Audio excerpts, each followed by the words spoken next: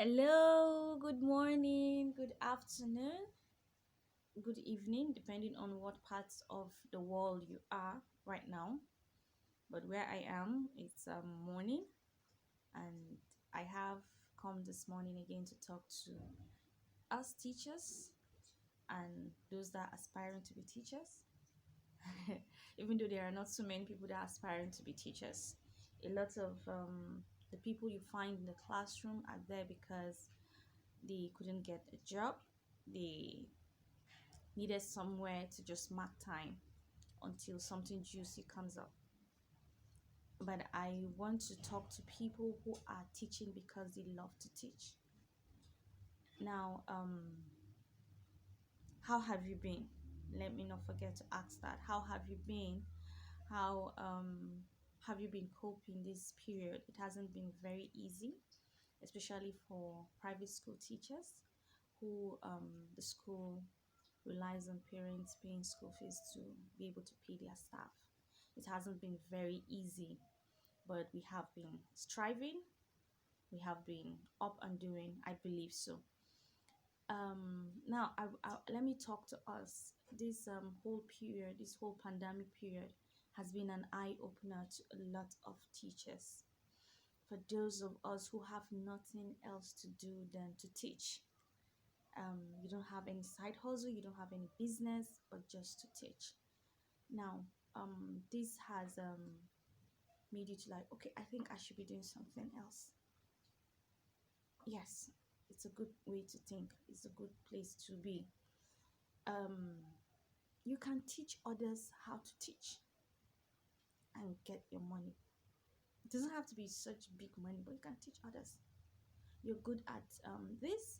You can teach people how to be able to do that which you're able to do easily. Now, as a teacher, those of you that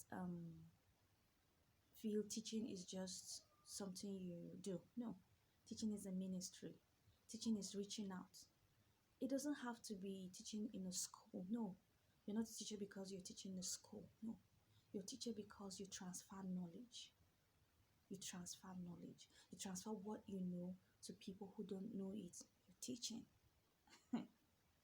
So I don't get the vibe where people like, oh, you're a teacher. They so look down on teachers. So why do you think people look down on teachers? Because teachers don't hype themselves. You as a teacher, you look down on yourself. You don't put a price tag on yourself. How do you say you're a teacher? When they ask you, what do? You pause. You are not sure. I am proud anywhere, any day, any time to say I am a teacher. I am not into teaching because I didn't get a job. No, I am into teaching because I am called to teach. I am called to transfer this knowledge. Teachers are makers if you don't know. Mm-mm. You see the doctor in the hospital, you made him. You see the lawyer in the court, you made him. So why don't you see yourself as a maker, not just someone holding a chalk or a marker on a board? No. Okay, oh, you prefer to be called a lecturer. A lecturer is a teacher. He's a teacher.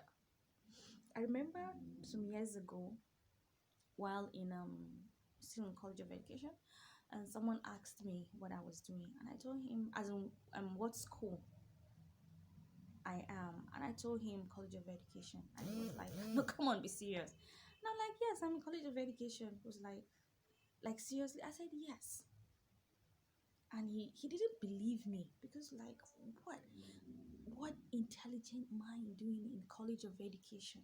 But that's what the school needs.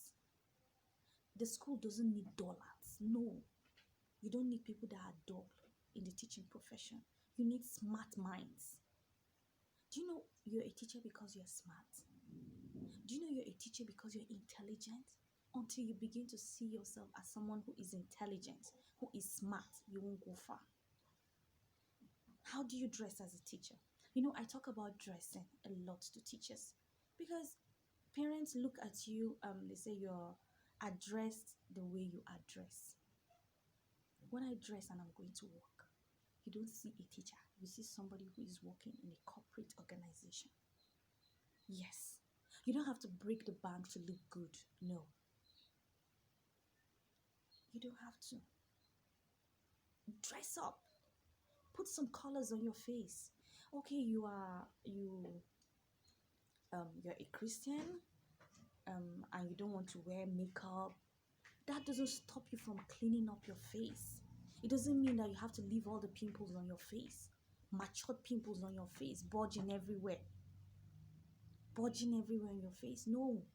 Or because you're a Muslim, you have to put on a hijab, and then you look unpresentable. You look smart. Dress in. So I'm not saying you shouldn't wear your hijab. No, you can wear your hijab, but look smart. Dress smart in such a way that when somebody sees you, they want to be associated with you. Improve on your spoken English. You have mother tongue interference. You can work on it. Read books. Associate with people that can speak without their mother tongue interfering. I was at this train station in Abuja some months ago,